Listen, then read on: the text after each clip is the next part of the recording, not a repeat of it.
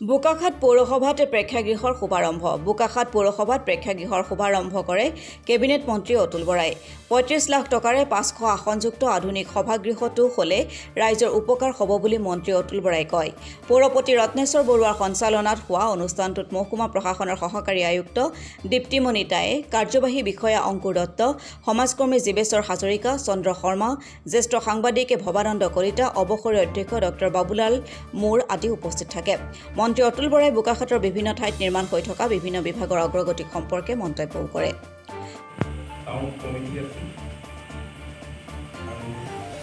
আমাৰ চৰকাৰৰ যোৱা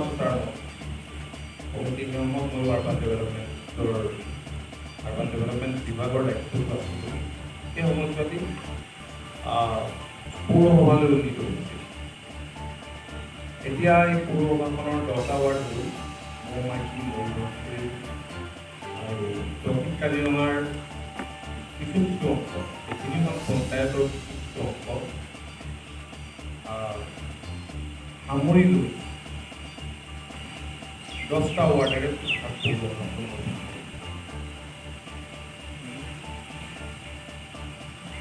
যোৱা দিনবিলাকত মই দেখিছোঁ যে পৌৰসভাই আন্তৰিকতা চেষ্টা কৰিছে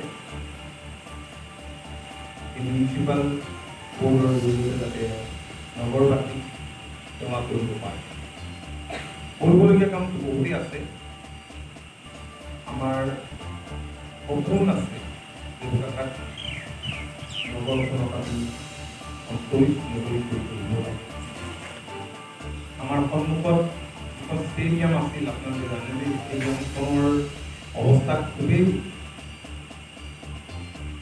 শোচনীয় আছিল। এখন ডাঙৰ ফিল্ড, এনেকুৱা ফিল্ড কমেহে আছে আমাৰ ৰাজ্যত। আৰু ৰাইজকো মই বিনয়েৰে আহ্বান জনাইছোঁ যাতে ৰাইজে সহযোগিতা কৰে।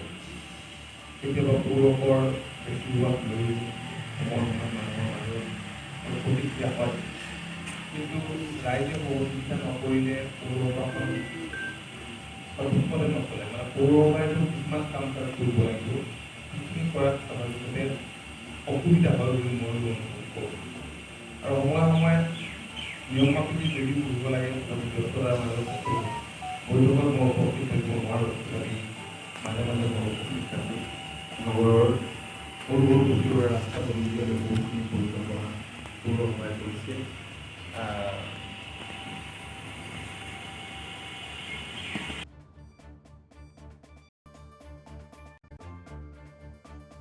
বোকাখাতৰ পৰা ভৱানন্দ কলিতাৰ ৰিপৰ্ট, অসম টুডে।